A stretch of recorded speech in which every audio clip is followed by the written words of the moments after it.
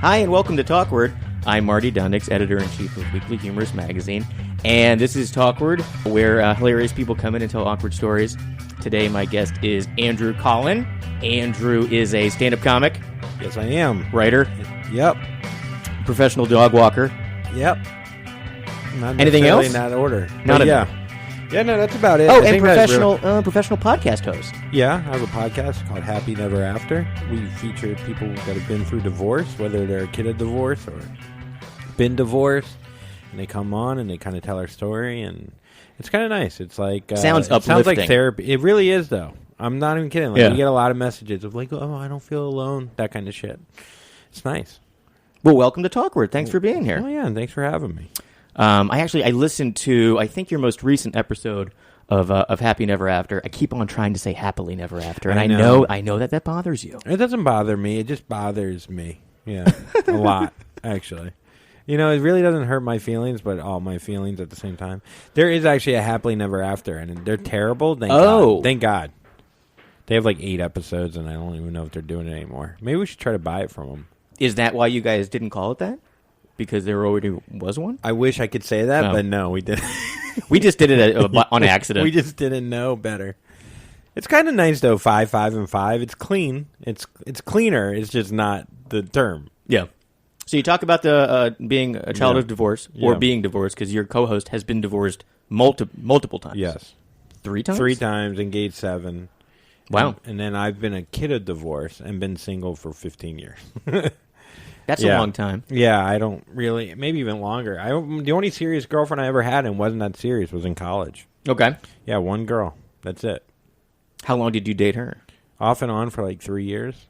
And when did you start doing stand-up? Wait a second. I know this a little bit. I think I was going through something. Maybe I saw you on Facebook or maybe it was Instagram, and you posted a hilarious photo of you as a real estate agent. Yes, I did do real estate for a little while. And that was in Florida. Yeah, for about 4 years during the boom. I made a lot of money, like overnight.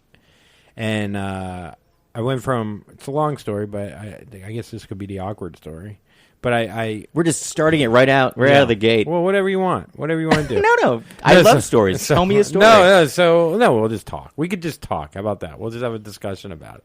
And but also, I'll mention that you have a monthly show called It's a Long Story at UCB East. Yeah. And is that like a storytelling show? It is. Okay. It is. But yeah, in real estate,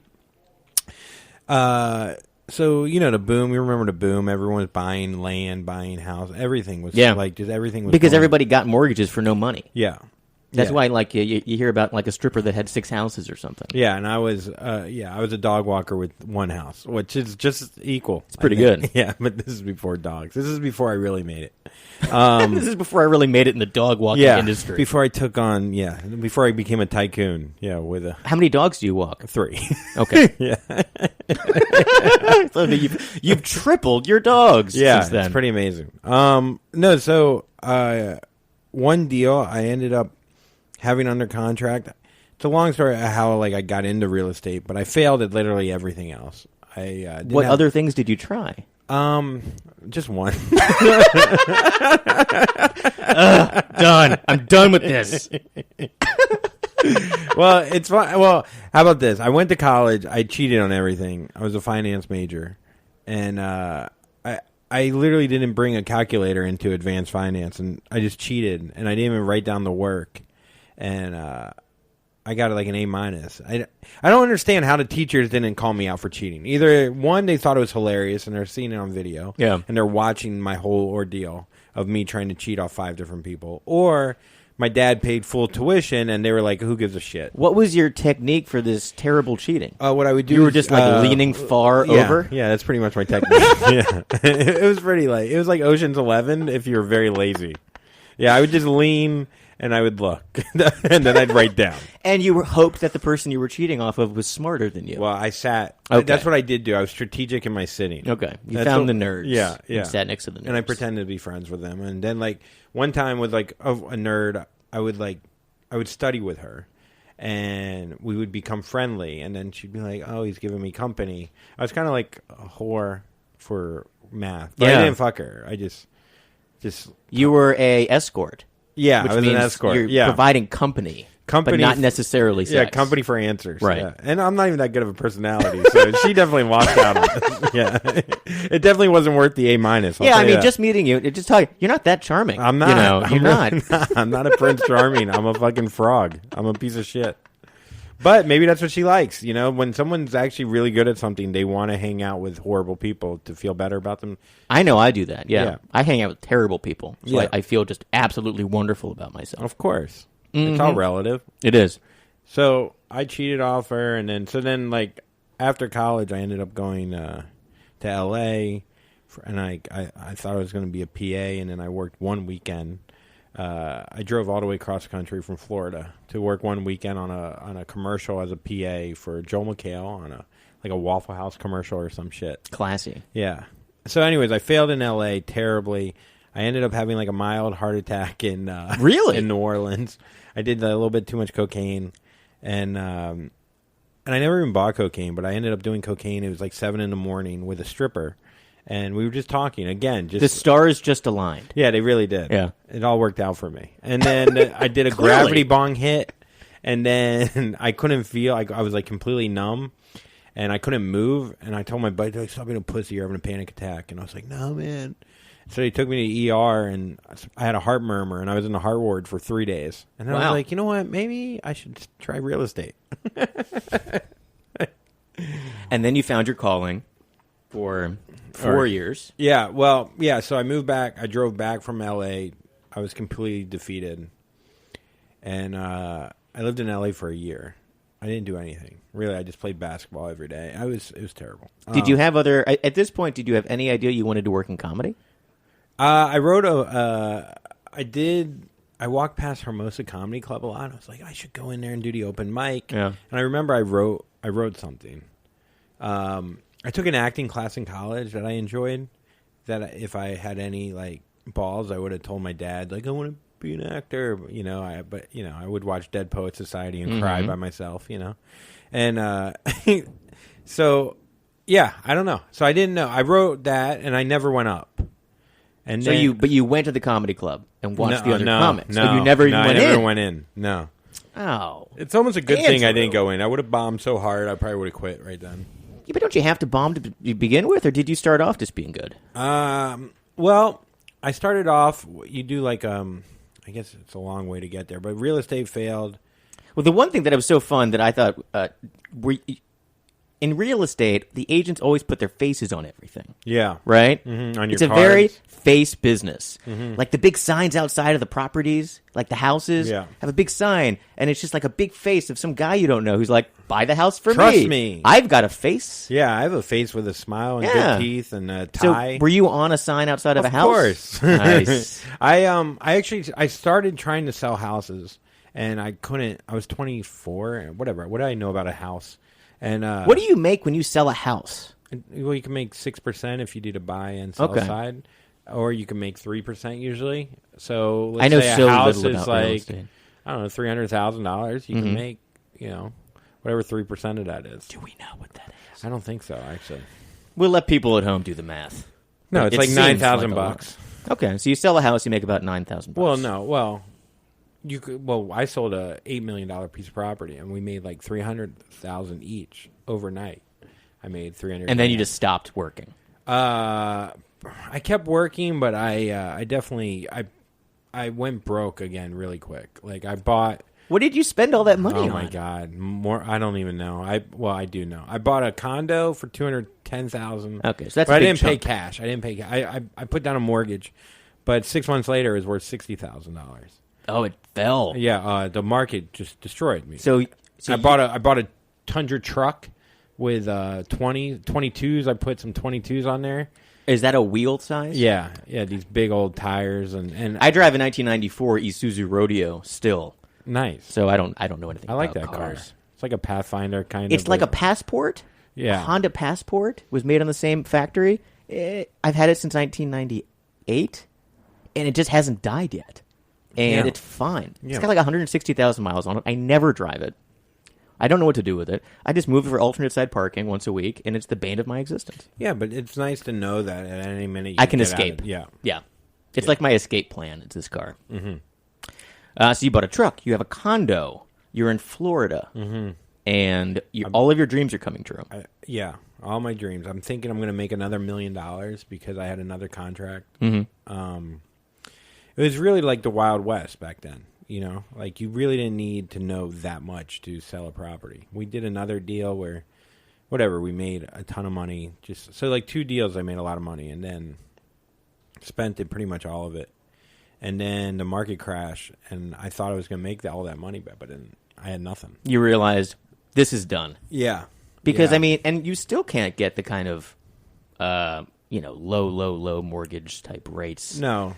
That people were just completely hand over fist getting themselves mortgages, and what was that? It was a subprime. Yeah. There was a whole movie about it. The only way I understood any of that subprime stuff was I watched, The Big Short? Big Short. That was good. Yeah. We were kind of like, the Miami guys down there that were like... Yes, that was thinking of that. Shit. Yeah. That was kind of us, but even dumber. You had like flashy suits and... No, we actually wore a lot of Lacoste, a lot of like bright colors. Pop collar? Oh, yeah, we'd wear 2 of them. Did you double up? Yeah, we would double up sometimes. Seriously? I seriously would. That's awesome. I waxed my eyebrows. I shaved my chest. I worked out a lot. Wow. I didn't really have anything to do other than like think about myself and my fitness. You were like 100% Florida. Oh, I was so Florida. Is this South Florida? This is like 2 hours north of Miami. Okay. So it's like in between Central and South Florida. It's kind of a weird area. It's a small town kind of area. Not too much diversity. No. Still separation of like... I don't know. It's weird. Like over the tracks is like the poor people. Like as you get closer to the water, it's very segregated. Very. Yeah, it was a weird. So, area. at what point did you decide I have to get out of Florida? This isn't working out. I'm going to go to New York City and become a stand-up comic. Well, I went to New York. I came to New York for the first time. So I ended up going to Orlando. I was still working in real estate, and then I was like, maybe I want to be a screenwriter. Like, I don't know why it came to me, but I was like, I'll be a screenwriter. And I bought Sid Field's DVD, and I wrote a full-length movie in, like, 2 weeks. Like, just nonstop, like, OCD, like crazy. It was terrible. And I sent it to everyone I know. You knew all the shortcuts for the final draft? Yeah, kind of. I mean, I watched one video. I made those little squares. And, Interior. Yeah. Oh, what do I have? I think I have Save the Cat here someplace. Did you ever hear that? Yeah. I read that. It's essentially that, but it was a DVD. And, I wrote a movie, and it was called Laughers for Hire, about 2 professional laughers that go to L.A. to follow their dream of being... a laugher is like a sitcom, TV sitcom. Yeah. So they would do the laughs for the sitcoms. They would do, like, the big... Their big deal would be like Hallmark, do the laughs, like you open the card. It's like, they actually are the sound effect guy. Yeah, the sound effect guy. Oh. So like before computers, there was sound. Yeah, that guy. But they were experts. Oh, okay. Yeah, and so that was so I sent it to everyone I know. Like all these like big producer guys that I know that I've never sent anything since then because they were just like, what the fuck is this? It was pretty embarrassing. But I thought because I was in so much debt with the IRS and everything from real estate, I was like, I'll just sell a screenplay for $100,000. And then I'll be fine. Because I made money so easily. Yeah. So I didn't learn anything. Yeah. Does that make sense? Yeah. Yeah. Yeah. And so all my jobs too, like, it's just like it's all privilege bullshit. But like my great uncle had the job that I got in LA, or like my uncle helped me there, and then just all that shit. So I was always like searching for other people to help me take the easy way out. Yeah, kind of thing. Well, are you the youngest? I'm in the middle. You're the middle. Okay.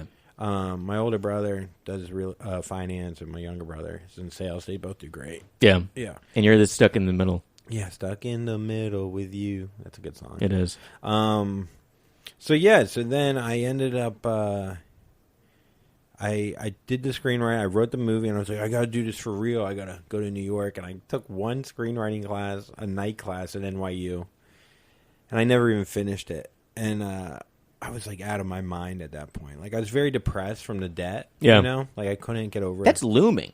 Yeah, like how much debt was it? Like at the time or whatever, it's like 50 G's. It's a lot to hanging over you. Yeah, especially when you have no way of making money, and you were like at that time I was like, be a fucking dog walk or like anything below. Yeah, because you have this like false confidence, and you just think what you think is important, whatever, all that shit. And so I went to Orlando Oh, yeah. I was in Orlando. Oh, I tried to start a website called youhot.com, which was like... YouHot? YouHot. YouHot. Yeah. Like kind of like Hot or Not? Yes. Okay. The idea would be Hot or Not, but for videos. So it's like... Okay. But it ended up just being like the worst YouTube you've ever seen. Like, Did people actually submit? No, I ended up making... I made one video of me with peanut butter all over myself. And I'd be like... I go, I'm peanut butter boy. Peanut butter boy. Is that still anywhere? I wish it was. It was me on one of those, you know how you fix your back on one of those things where you go inverted? Uh-huh. So I was on that, putting peanut butter all over myself, and I was like, this will go viral, and this is the thing that's going to campaign our website. This is going to make me all of the money back. Yeah, peanut butter boy. And so what's funny, though, is we bought the domain for like $1,000, and we put like, I don't know, $6,000 into it, and then a guy randomly fucking... made an offer and bought it for like $8,000, and so we made like $1,000 on the domain. The next day, he made it a porn site called youhot.com. I didn't tell my friends or family, so they were like, "Finally, you're doing what we all think you should be." Like they didn't even have a problem. So this whole time, I was like, "I can't make it up." Like people were like, "It's a great porn name," and it's funny what you realize. Like people would be cool with you having a porn site as long as you were being successful. Hey, he knows the business. Yeah. Well, I mean, those porn sites make a lot of money. I'm sure, but it changed. Yeah, that site didn't make it, but yeah, I know. It was a porn site literally the next day. So you do have to wonder how anybody makes money off of porn websites, considering how much free porn there is. Yeah, it's crazy. Someone's buying a monthly subscription, but I mean, it's not me. I guess it's just to feel something. I don't know. It's very sad. I mean, maybe you can't come without paying something. I don't know. It's a very weird... I don't know. Thing to pay for it. It is. I remember calling 800 numbers. Really? Yeah. And just somebody would talk dirty to you? I would jerk off to just the recording of like, hey. I'm like, oh. At first, did you think it was live? You have to come before it starts getting to the credit card information, because then that like would turn you off a little. You're like, oh no, I'm too poor. Oh, I lost it. Yeah. I lost it. It's gone. I would call 900 sometimes and feel like a bad boy. Yeah. On like my own parents' dime. Wow. But my dad had all the 800 numbers, like, and then it's next to his bed, and so it was like one of those moments, like, I learned it from you. Like, I learned it from watching you. Yeah, Dad. Who taught you how to do this stuff? Yeah. So you started doing some comedy in Florida? No. Sorry. So then I went to New York. I took the screenwriting class. I ended up working as a fishmonger. You were a fishmonger? Yeah. Well, I drove a fish truck out of the Bronx. Okay. So what happened was my brother knew this owner of this place called Lobster Place. It's in Chelsea. I see those trucks all the time. Yeah. I used to drive it. Now, do they have really good deals on lobster if I buy direct from them? Because I always think I should just buy lobster direct from them. I don't know. Because you go to website. You go to the Lobster Pound to get like a lobster roll. Yeah, it's like $18. Yeah, it's crazy. And you get like nothing. Yeah. It's a hot dog bun. I think you go online and buy them. Go to lobsterplace.com. I think I might do that. Maybe this could be your So you first drove ad. the Lobster Place truck? So I rode in it. So I couldn't find a job. I had no skills. My Florida real estate did not tailor itself to New York City real estate. It's a very different animal. Right. You have to know spreadsheets and Excel. And like I said, I cheated Math. on all that. Yeah, like numbers and decimals. And so I ended up... taking that job, I was like, I'll work a fucking blue-collar job. No one in my Jewish family can work fucking tough. I'll be a fucking tough guy. And I get there, and, like, I wear a suit. I keep wearing these suits to these jobs. So you wore a suit to the fish... the interview for a fish suit. Yeah, fish interview. And I was the only one that could speak English, like driving the truck. Like everyone thinks I'm like, I think that that's a skill. That I work like it's like an cover boss situation, but it's just like a sad man, undercover sad man. Yeah, undercover sad broke man. The very less successful spinoff to the CBS hit show. Yeah, it was like so. I ended up working there. I drove the truck. But I rode in the truck, and then I would deliver all the fish, and you have to go like downstairs in the restaurants. Yeah. It's a tough job, dude. It's a messy business. It's smelly. You got to leave at 5 a.m. Yeah, I would be on the train back, and bums would move away from me. Yeah. Like, they'd be like, oh, this fucker. It's horrible. I'd like have the whole cart for myself. It's kind of nice. I could stretch out. Yeah, you know? I bet. And so I did that, and then I ended up working as a fishmonger. They gave me a raise, but I made less money. But I worked in the West Village. There used to, you know where Murray's Cheese is? Yeah. So that's where And when you're monging the fish, Yeah. this is when you're tossing it. Not so much tossing, just cutting it up. Oh, you had to cut it. What's kind of cool is like there were little things that were cool. Like they were like, "Hey, let me get a pound of salmon," and a pound of salmon is 4 fingers, so that would save time. So instead of weighing it every time, you just 4 finger it. So and then depending on how thick the fish is, the less fingers. So the swordfish would be about 2.5 fingers. And did you have to? I mean, the first thing you do is chop the head off. No, it came Oh, filleted. it came. But there Okay. was a fish, the bronzini. You had the fillet, and I never learned how to fillet it my whole year there. It's harder than you think. Yeah. But I did kill the crabs, the snow crabs or whatever. That was pretty intense. How would Because you you cut their heads off and they still move and shit. It's fucked up. It's gross. Yeah. I go soft down shell crab. that's soft what shell crab. Yeah. It's intense. I'm from Maryland, and I'm highly allergic to crab. Oh, It's the only food. wow. And it's like the main food of Maryland. Everyone's always offering me crab, and I'm like, Well, you don't fucking eat crab? exactly. Yeah. Hun. Actually, they'd be like, you don't eat crab, hun? That's Maryland. Is that in Maryland? That's Hun? Maryland. Hun. Hun? Yeah. Really? Eastern Hun is the Shore. word? Oh, yeah. It's funny. Yeah, totally. So I ended up working at the fishmonger, and then my brother ended up giving me a job at his like finance company. That's nice that a little Yeah, it's handout. like the nicest thing ever. But Come work with me, bro. yeah, But no, didn't last. no, I did work there, and I didn't. I moved to New York to be a screenwriter, and next thing I know, Oh, is your brother in New York? Yeah, he was Oh, in New okay. York, So you got yeah. to keep it in New York. Then. Yeah, That's but good. what I would do is I would go to factories, like he owns companies, and Mm-hmm. I'd go to factories and try to make them run more efficient. It's called the lean manufacturing, like Toyota way. Yeah. So you just make things like the combines, all this Uh-huh. shit, like whatever, like less waste. And So for some reason they made you some sort of an efficiency expert after you were a fishmonger. yes, The natural transition of a job. 100%. Especially when you've just been a creative nutcase your whole life. Why not let's run efficiency? And yeah, it's crazy. I mean, I did write a screenplay in 2 weeks. Yeah. You're obviously a genius. Yeah, it was the screenplay that got me that job. Yeah. Laughers for Hire got me to run the operations. Yeah, no, I mean, I had to learn. I went to Lexington and I did like these like classes with these Toyota guys, and then I'd have to do these boot camps where I'd go into a factory and in a week we'd work like 100-hour weeks to try to make it run most efficient. And So you had to figure out- be like a worker in a manufacturing firm. Yeah. And so then, I'm working in Boston. I'm going up there 4 days a week in Taunton, Massachusetts, and in the middle of nowhere. And, like, I had a horrible panic attack at one point.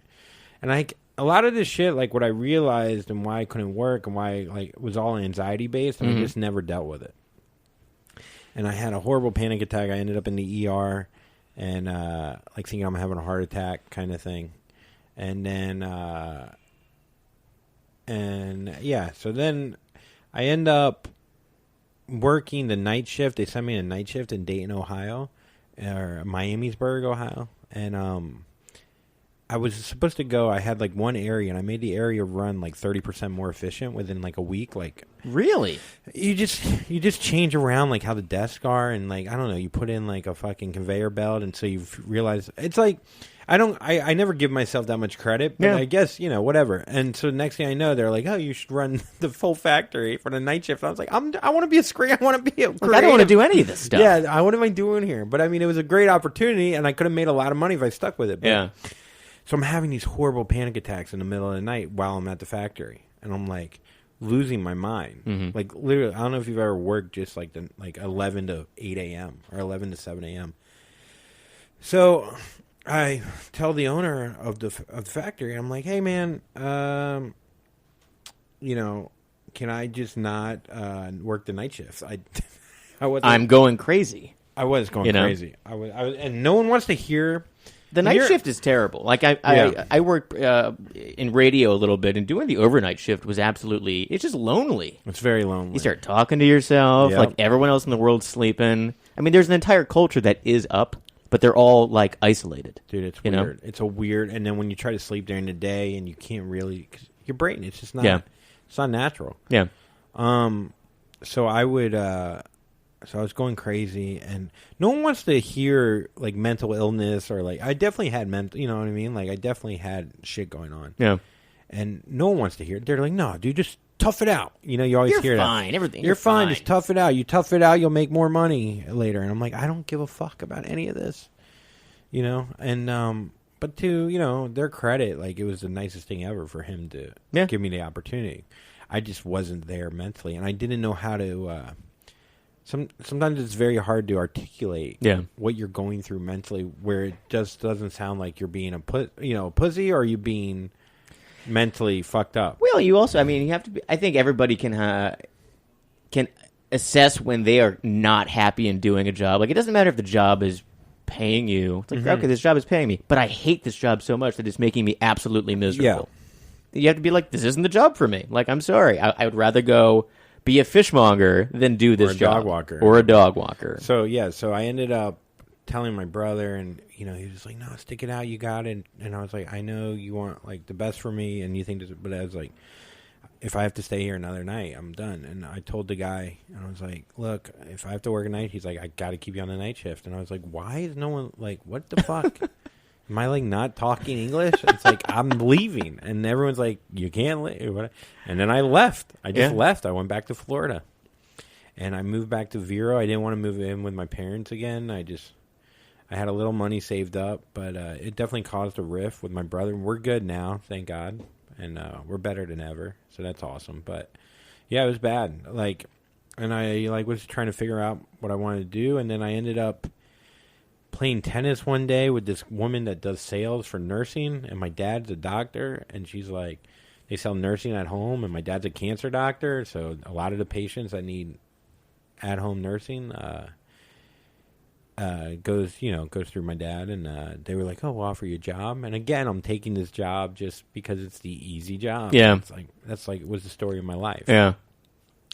And so I end up getting, I take this job, I make like a $7,000 bonus in like the first month, and it's like I'm just going to doctors' offices and like, hey, you like the tuna fish? That's good, huh? Well, let me tell you about sales. And I was never good at sales. Yeah. I was never good at escalating the conversation. It's hard, actually. Yeah.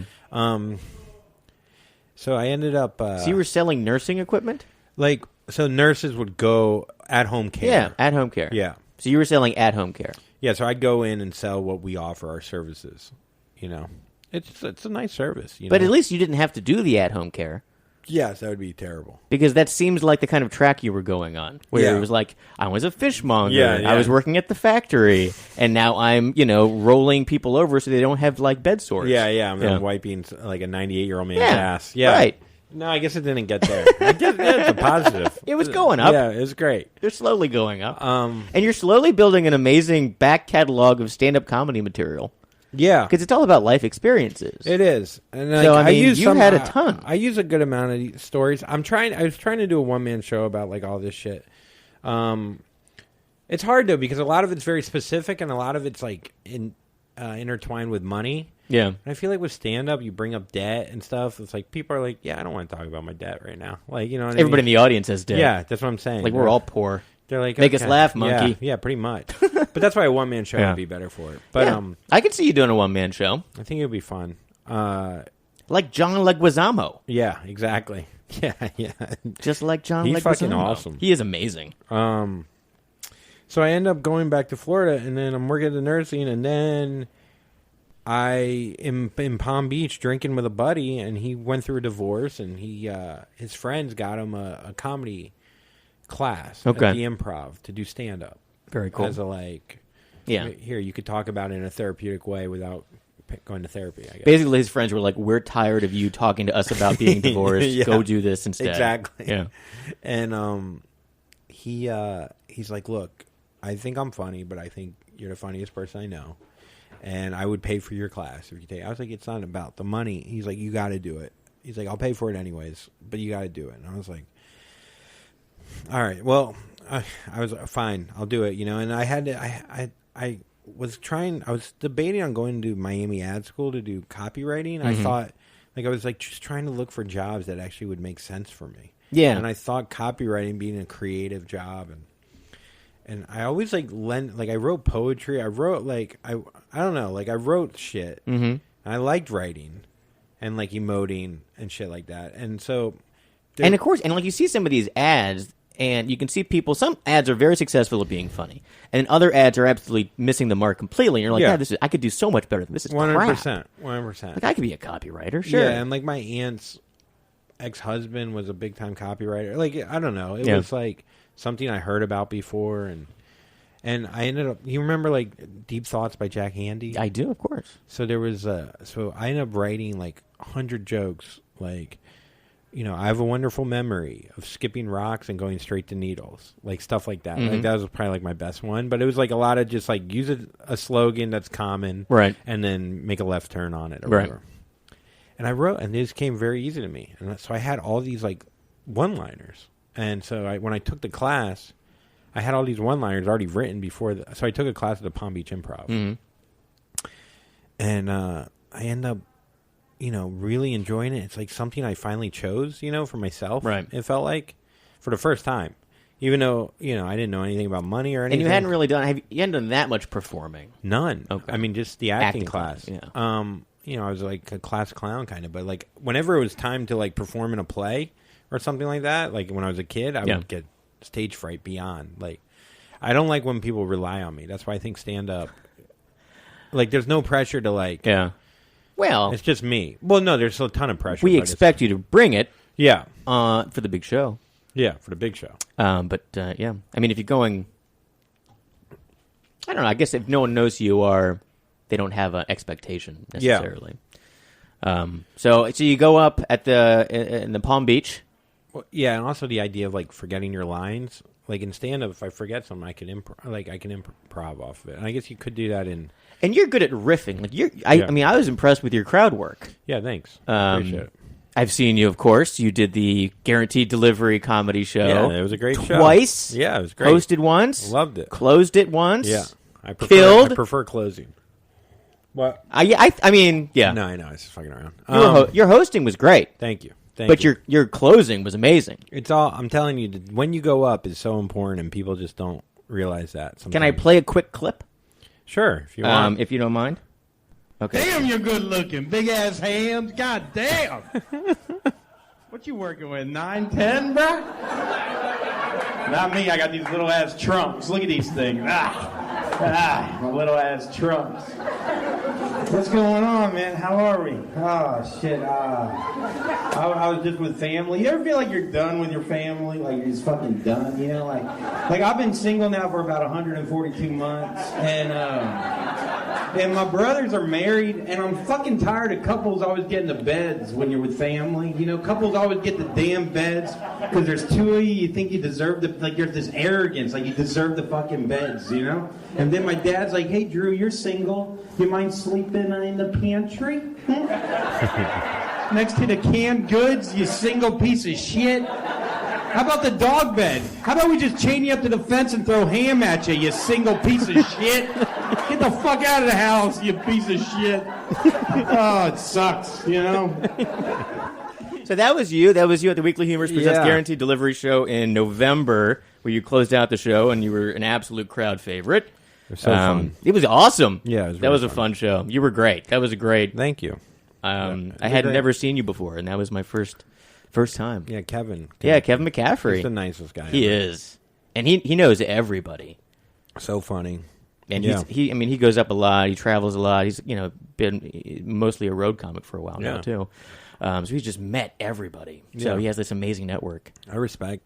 Yeah, any guy that goes on the road, I respect. I still haven't really done it that much yet. Yeah. Are you looking to? Yeah, 100%. How often? I mean, you do your monthly show at the UCB East, but that's a host. You host that. Yeah. And that's when people come on the. I also do stories. Storytelling. So I run it with this girl named Allison Leiby, and she writes for The Opposition on Comedy Central. Oh, that's a great show. And she just started like 2 weeks ago to write for it. That Kepler. Yeah, Jordan Kepler. He's funny.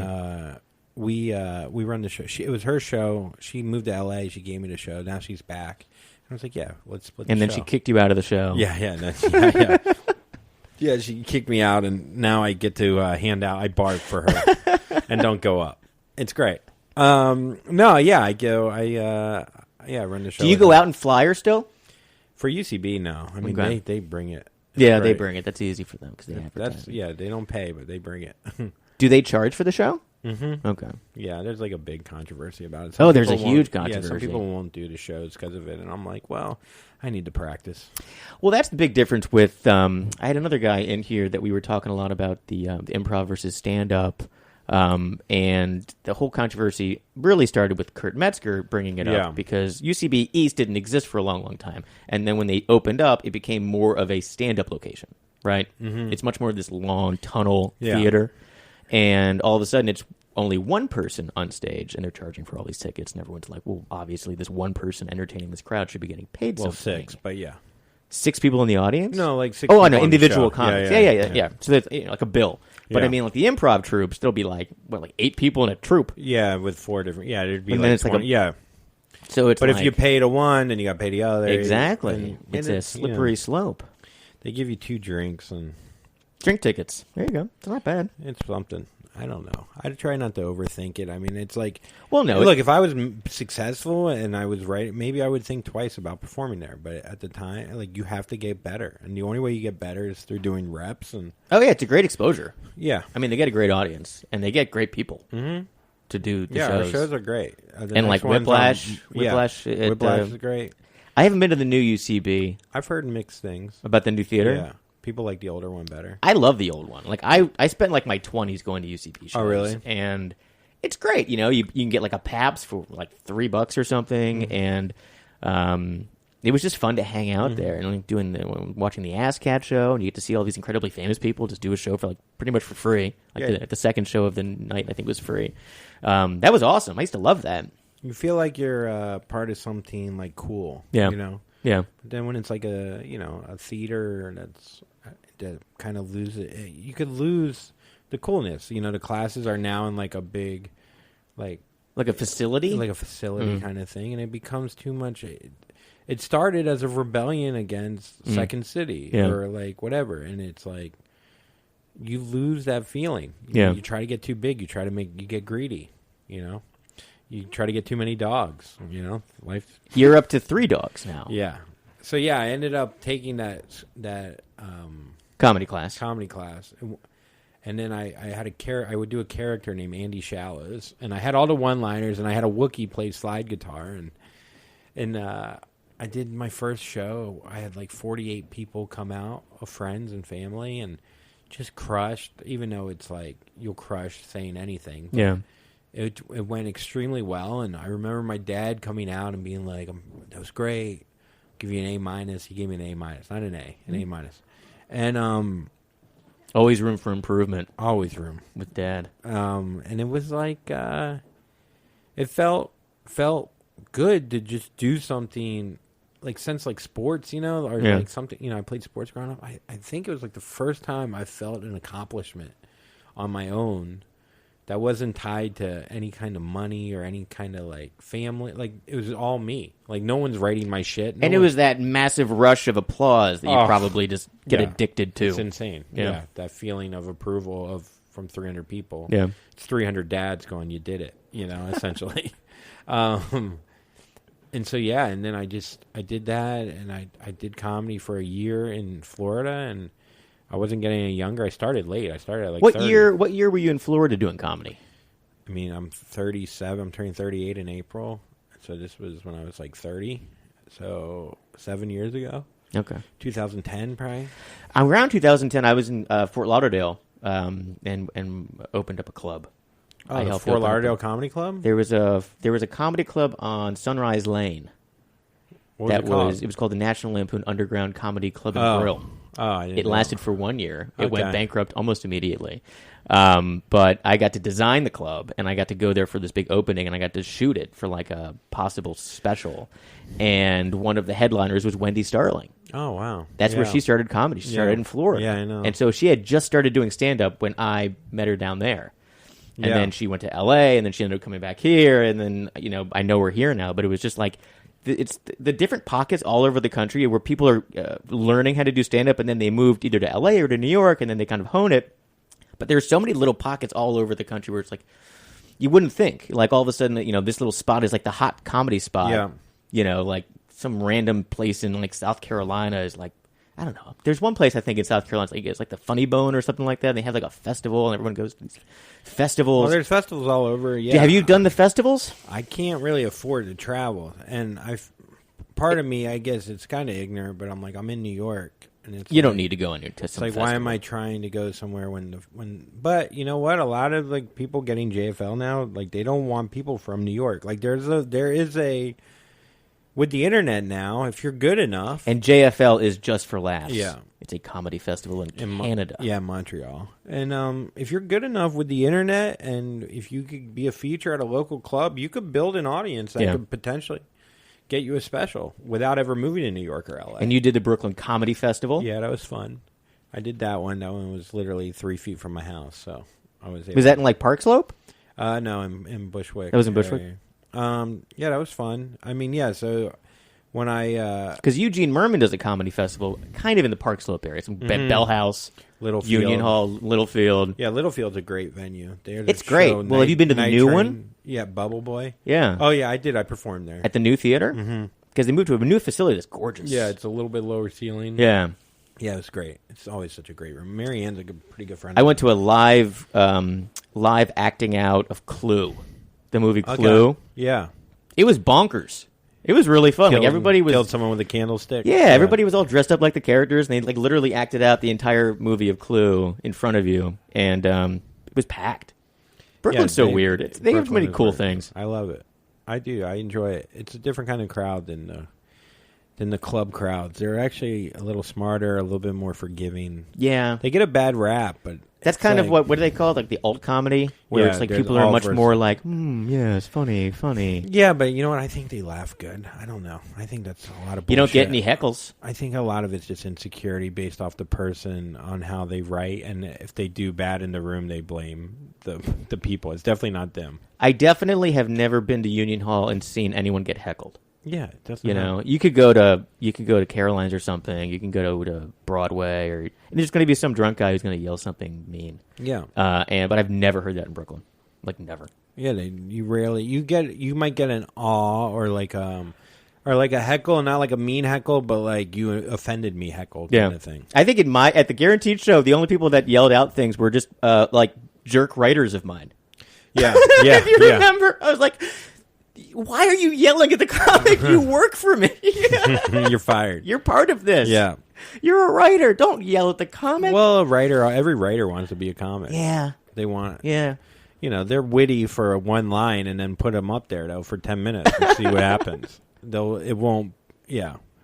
Yeah, or they're just like friends of mine. There was another guy that yelled something, and I was like, what are you doing? What do you like? Yeah. Why is it only people that I know are the ones being the jerks at this show? Yeah, but it's kind of fun. I don't mind a heckler, yeah. But it is annoying if you're trying to work on something. Yeah. But yeah, I don't know. Coming here was unbelievable. But it took me a long time to not long. I mean, I've been here 7 years. How'd you start doing the Happy Never After show? Like, how'd you meet Mara, and how'd you start doing that? I met Mara. So I moved here. I started working.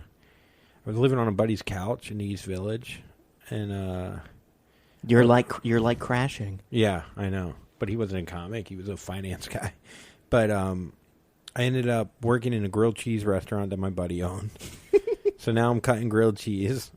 I know. My life is so ridiculous. And then I didn't mind that job. That was great. But then I met a comic who had a dog walking business, and he kind of convinced me. He's like, "Look, you could work less hours, make just as much money, and I'll be your boss, and I'll also help you get into comedy clubs, blah, blah." And you're good with dogs, I guess. I'm okay. I'm decent.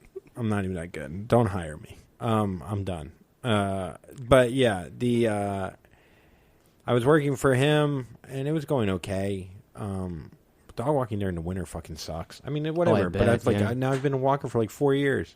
To give him little diapers to wear. But that's how I met Mara. Mara was walking for him as well. Oh. So we met. Yeah, we were both comics, and that's how we met. And then she brought me on to host a show at New York Comedy Club. Mm-hmm. And I did well enough to host there that they were like, "Oh, we want to make you part of the show." And then the guy she was running with, she had a falling out with him, and so then it became our show, the Chicken Salad Show, and we ran that for 4 years. Did she get divorced from him? No, okay. no. But Yeah, and so then we ended up. She left him.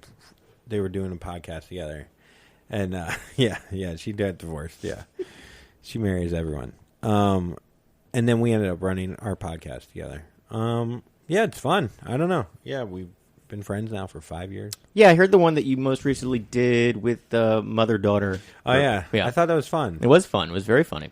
It was interesting to see some of the things that would never get brought up by a mother in front of a daughter until they're literally on a podcast. It takes a stranger to ask a question. It was like a really dirty version of StoryCorps. If you've ever heard StoryCorps. No, is that when you get... It's like an NPR where two people who are like not necessarily related, but they're friends, and like one person like asks them about this or that, and they like have this deep conversation. Only it was a mother-daughter having deep conversations, but you guys were there too. Yeah, to kind of egg them on. Yeah, we kind of loosen them up. I think. That's what's fun about our show. I think is that people talk about their really dark and like what you would say for therapy, and we try to laugh at it. We try to I think that's what makes me laugh is the worst things possible. And I know it's sad, but it's like, well, I mean, you've had some tough times. Yeah, I mean, relatively. I mean, yeah, sure. You've bounced back. Yeah, I'm trying. I mean, I've been in therapy for 5 months now, and it's been like 5 months. Yeah, I know. I just started. It's my first time. How's it going? I always thought like I could throw a football. What am I doing? Going to be in therapy. I mean, I could throw a football almost 50 yards. I'm like, fucking, come on. Is your therapist nice? Yeah, she's nice. She's like an older Jewish woman.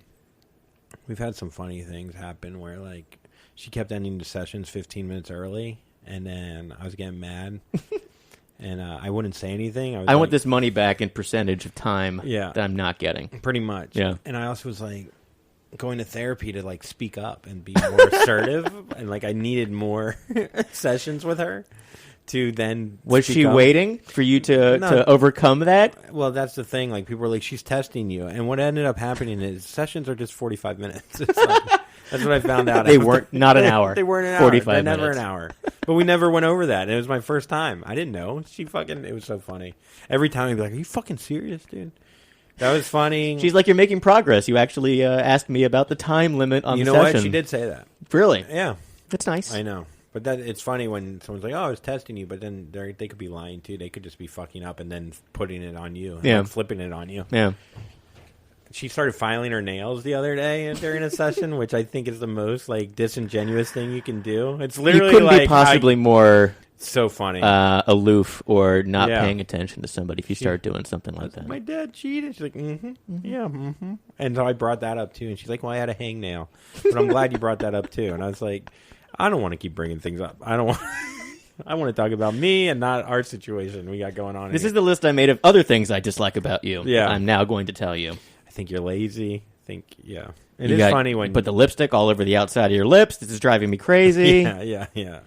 You take your teeth out. You suck on my finger. I don't know what's going on in here.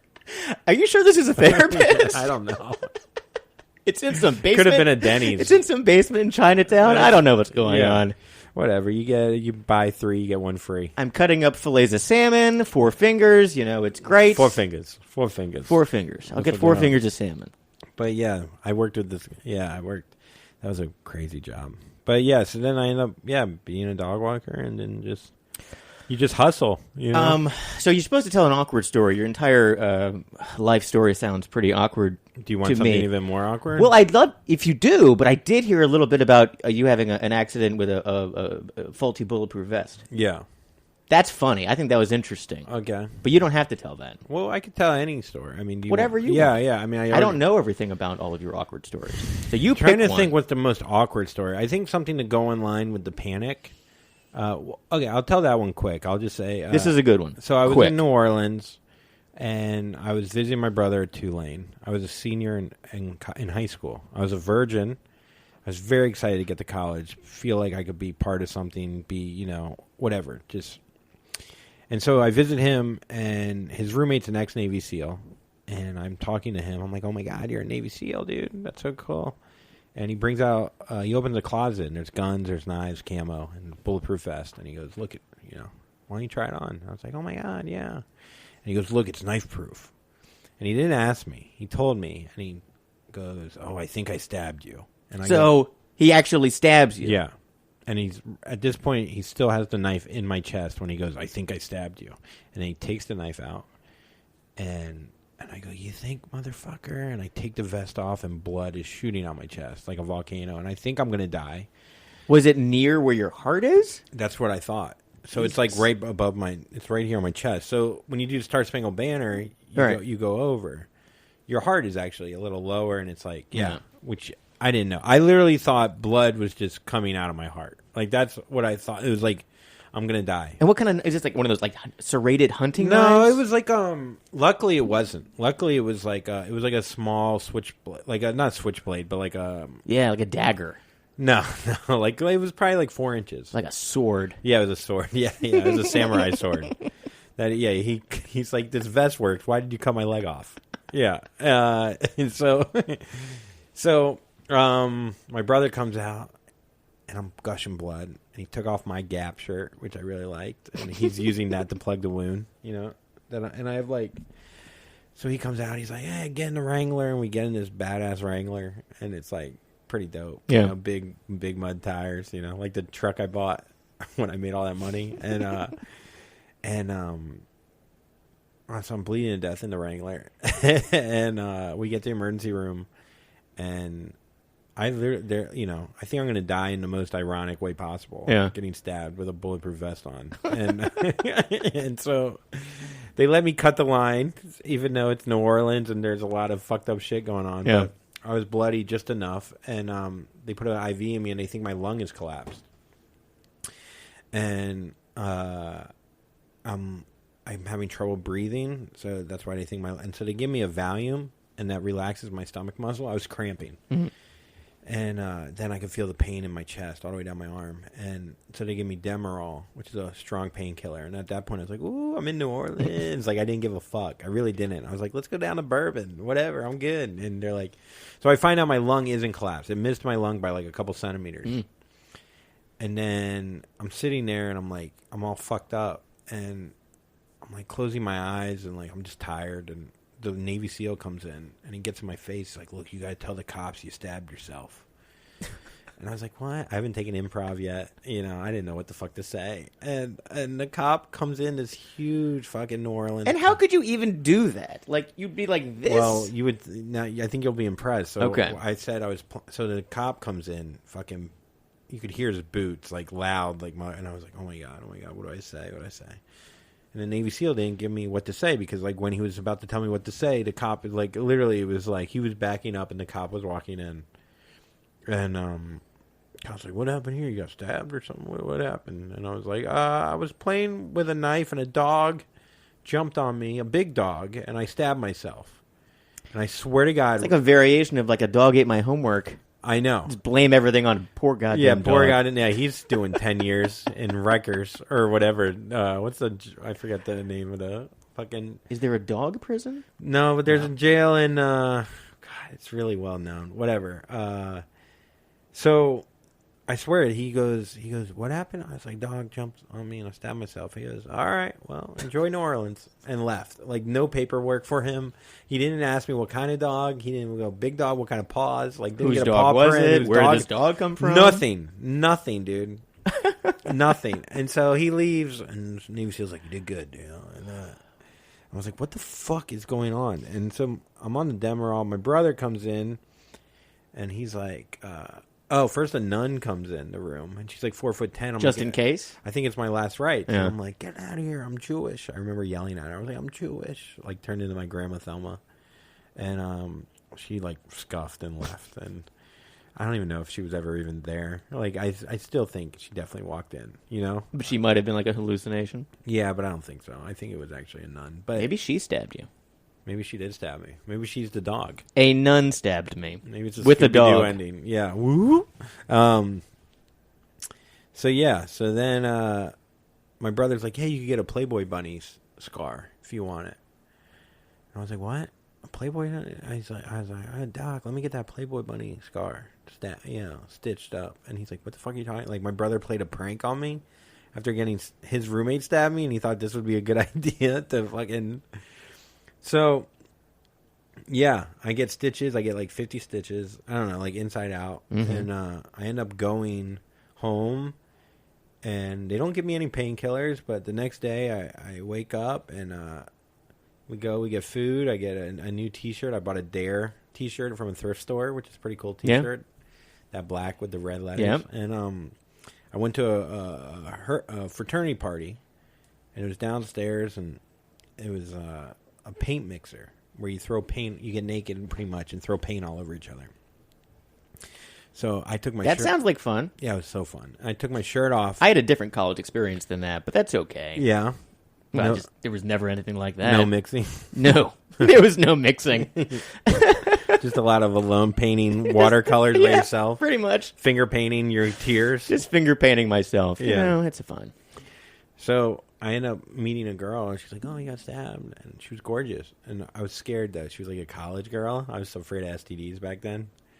Like, I don't know. Like, I got an AIDS test when I was still a virgin when I was a kid because I fingered a girl and I bite my nails. That's what I told the doctor. And he just laughed at me. And then I had AIDS. So, no. Who's laughing now? Yeah. Who's laughing now there, doc? So, now that I'm dying, what? And then, yeah, who knew 20 years later I'd still be alive. Yeah, so then I go home, I kiss her, and I'm walking back. I was like, you know what, Tulane might be school. And I enrolled. I went to Tulane. And it didn't get better. No. So that was the peak. Yeah, that might have Getting been, stabbed yeah, was the peak for you. Yeah. Yeah, it couldn't have gone better than that, you know? It was funny. The first, like, this is a funny, awkward story. I don't know, do you have time for one? I have tons of time. So, I'm like, I'm going to go to Tulane. I'm going to lose my virginity. Finally, I'm going to, feel like I belong kind of thing, And, it's like the third week of school.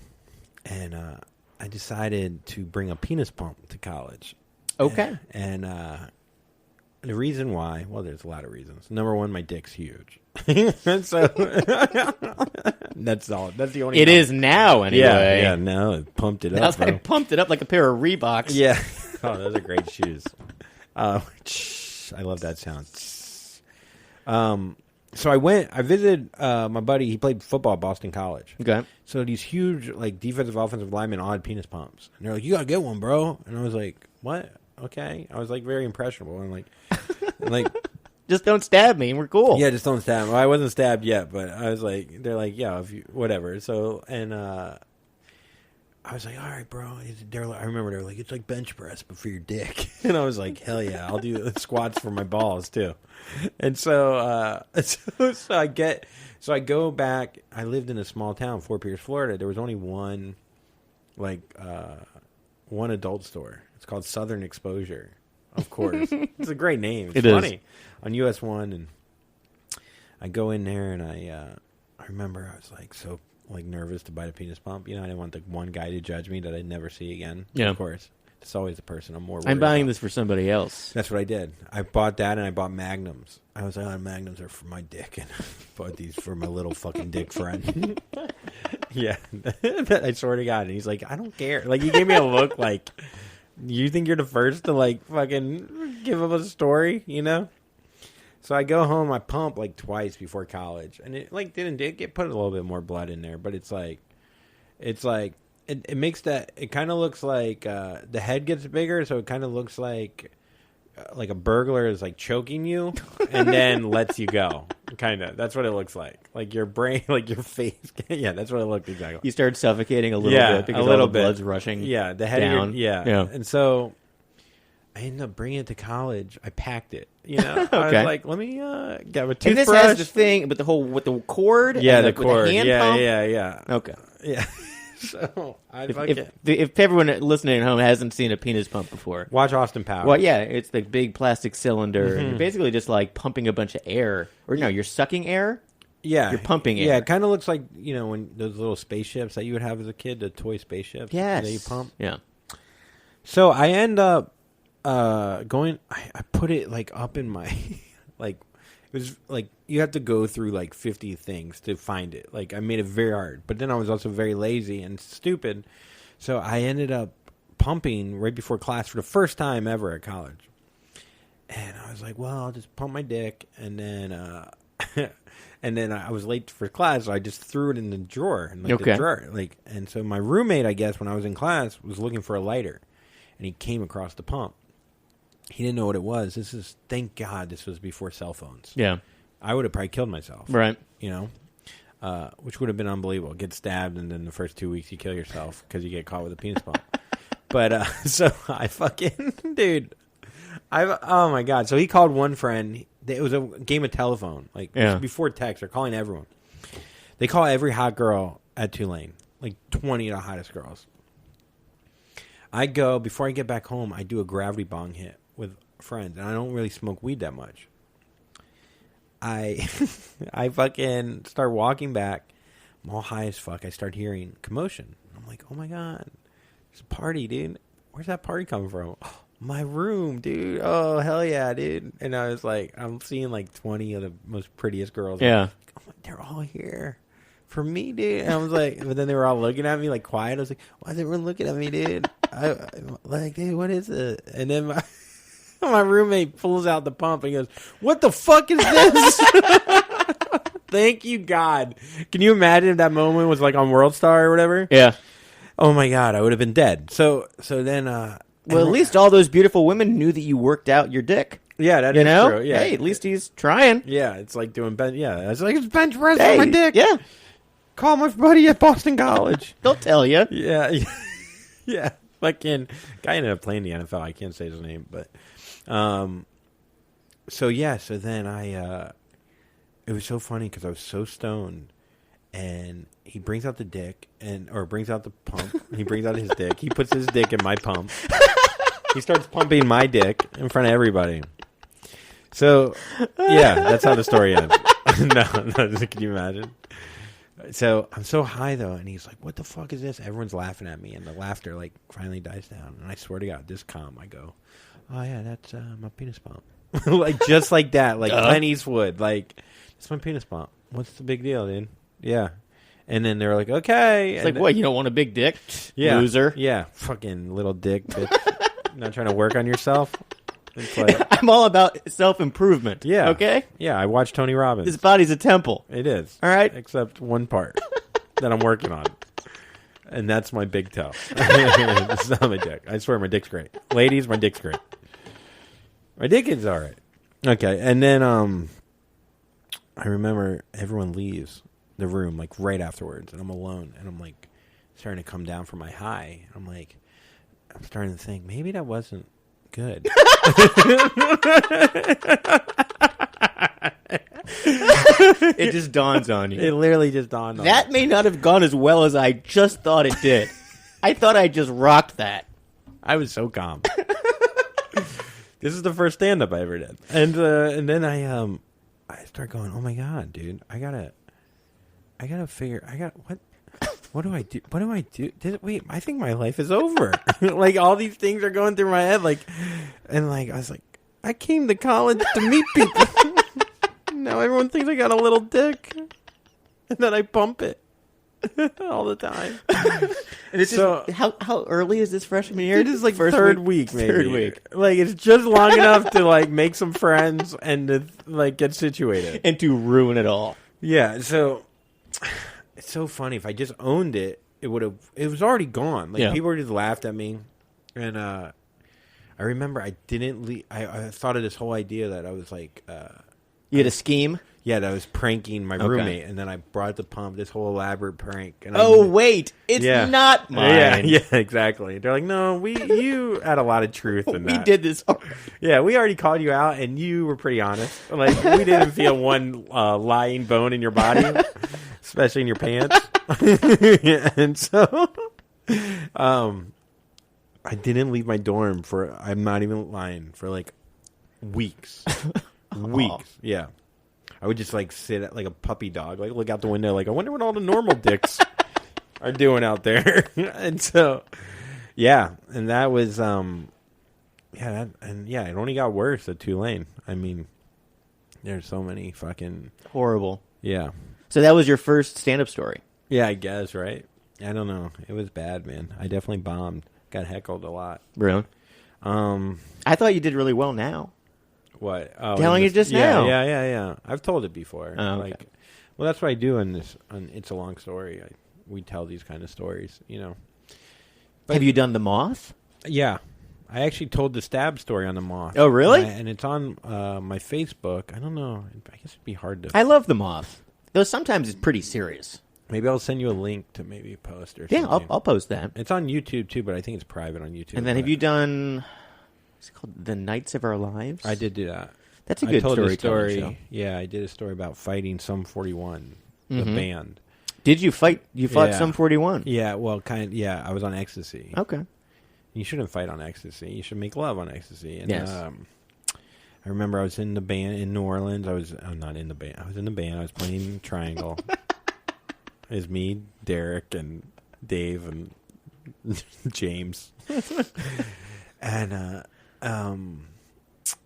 I'm in too deep, and that song. And I'm sitting there, and I'm on ecstasy, and he walks in, Derek, the lead singer from Sum 41, the one that was married to Avril Lavigne.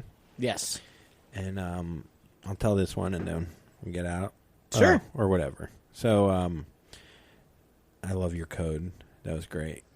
I just saw there. My iPhone code? Yeah. For everyone listening, my iPhone code is, what is it? I think 6 zeros. It is 60. It's 0000. Yeah. That's just because I kept on pocket dialing people. Like, I had to lock the phone, but I don't want it to be so hard that if I'm in peril or lose the phone, I want someone to be able to unlock it to let me know that they have my phone. Are you in peril a lot? I mean, sometimes. Oh, you think people are going to guess 000? I think that they would be, like, one of the top things I would try. Yeah, or like 1, 2, 3, 4. Yeah.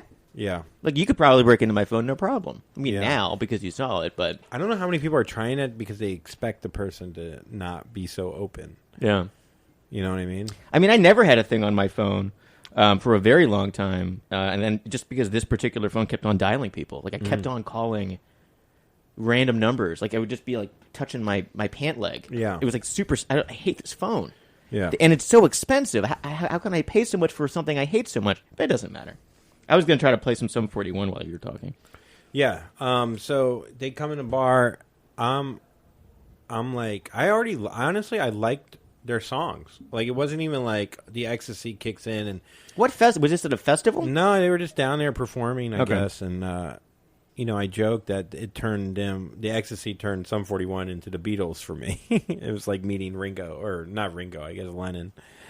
Or someone, or Paul McCartney. And they made maybe. you angry? Because No, you were not yet. Okay. No, so I walked up and I was like, "Oh my God, you're my favorite band. You sing that song." He's like, "What's your favorite song?" I was like, "All of them. It's like more of a movement, kind of thing. I love your band. I love all the albums." And he's like, "Okay." Which album? I don't remember any of them. Yeah, the one that's The big one. the spin one, the circle one. The one on yeah. And so he goes to me. He's like, "Well, find me later. I'll get you tickets for the show." And I was like, "Oh my God, so nice. Thanks, Derek. Thanks, man." And my buddy Joe, who wasn't on ecstasy, was on cocaine. You guys like to mix it up. Yeah, you mix it up. In New Orleans, it's just like crazy shit happens. Like, they gave him a shot of piss. The bartender gave him a shot of like chilled piss, him and his boys, and they drank it. Was there at least a pickleback? I don't know. The bartender's like pickle. and so and they just drank this? They drank it, loved it, yeah. And so that was fucked up. And then my buddy goes up to me, he's like, "Hey, dude, you sing that band? You're that band. You sing Stacy's Mom Got It Going On." And that's not them. It's not them. That's Fountains of Wayne. Fountains of Wayne. And Derek Whibley was like, "That's not my band, bro." And my buddy Joe leaves, and he comes back. He's like, "Dude, you sing that song, Stacy's Mom." No, not Stacy's Mom. He goes, no, what was it? It was all the small things you care, and that's Blink 182. It's a very funny prank. They have a number in their name. They do. Very You're similar. right. You're right. It's one number off. They probably get that all the time. Sum 41, Blink 182. Right. So he gets so angry that he throws his drink in my buddy. First they flick. They're picking each other's nose. Dookie. You guys play Dookie. Yeah, Dookie. You're the guy with the spiked hair. Yeah, dude. I'm all by myself. When I was thinking, yeah. So they're about to fight. They gets thrown out, and they get thrown out of a bar, and there's like 40 people out there, and like 100 people watching, and it's like some 41 and their followers. They all have like chain wallets and shit, and then and then a bunch of guys in like Sperry's and like fucking like frat guys. And I actually knew more of the frat guys, unfortunately. Lacoste pop collar shirts. Yeah, just triple pop. And they're about to fight, and I run in the middle. And I was like, nah, dude, this is my favorite band. And I guess I didn't sell it as much as the Penis Pump. Because the bassist was like, fuck you, bitch. And he hits me on my head. Oh. He's like, fuck you, bitch. And he thought I was like being sarcastic. Yeah. He's like, we couldn't possibly be your favorite band. Well, also because my buddy just fucked with him. Yeah. And he hits me on my head. I was like, fuck, what motherfucker? I don't know if ecstasy gives you strength, but I threw him. And he flew back and he hit his head on a car and he was knocked out cold. And I look at Derek Wibley and it gets very quiet. And I go, so you think I could still get tickets for tomorrow's show? And he goes, nah, you killed my friend. So no tickets for you. So I didn't get any tickets. And then a brawl broke out. And then Derek Wibley like ran away from like a king being afraid in Braveheart or something. And retreat. Yeah, retreat. And and so then we end up chasing him down after he keeps flicking us off, and my friends get to him first and beat him up, and he's like crying. And then it got written about in the New York Post that some 41 gets a taste of Southern discomfort, and you can find it. It's kind of hard to find on Google. I found it before, but yeah. So those are some awkward stories for you. And hopefully the statute of limitations is run out on you going to jail for that. Yeah, well, I'm sure other things I talked about more the IRS debt. But whatever. If you work for the IRS, just have fun. Everything's fine. Just have fun. Okay. Andrew Collin, you have a monthly show called It's a Long Story at UCB East. Mm-hmm. Your podcast is Happy Never After. Correct. Which is on iTunes and SoundCloud. And Spotify. Really? Yeah, bro. That's more big time. Like you can't you can't just be some asshole with a podcast to be on Spotify. They have to like let you on. I know. You'll get there. Nah. Probably not. Doubt it. Whatever. That's okay. What else do you have coming up? What else? Oh, I'm hosting for Nikki Glazer at That's Caroline's from, I think, the 24th, that weekend. Okay. March 24th. I'm excited. It's the first time I'm hosting there. Yeah, she's great. She's such a good comic, and she's so nice to me. When you're hosting for her, does that mean you're opening for her? Yeah, so there's a host and a feature. Okay. I would rather feature, but whatever. I mean, hosting's just hard because, especially those kind of crowds, because like Caroline's is a very tourist-friendly crowd. Yeah. So they don't really know that the host is a comic. They kind of like just think like this guy's talking. Oh, he's telling jokes. So I don't know what he's doing. We were gonna order drinks from him. Yeah, exactly. Yeah. So, but yeah, I'm excited. Yeah, that's pretty much it. Yeah, check out our podcast. And well, this was nice. Yeah, this was fun. It was nice getting to talk to you more. Yeah, it's nice hearing your voice. I like your palm trees on your shirt. Oh, thanks. I try to make it feel warmer than it is outside.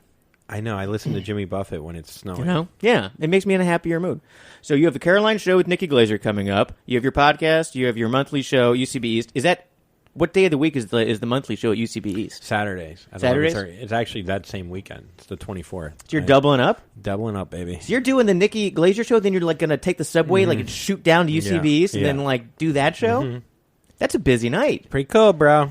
Wow, fully loaded. Come pretty far from fishmongering, or even worse. I don't even know. Well, that was Nursing. Awesome. Do you have a let's say all of your social media stuff? You're at Andrew T. Collin? Correct.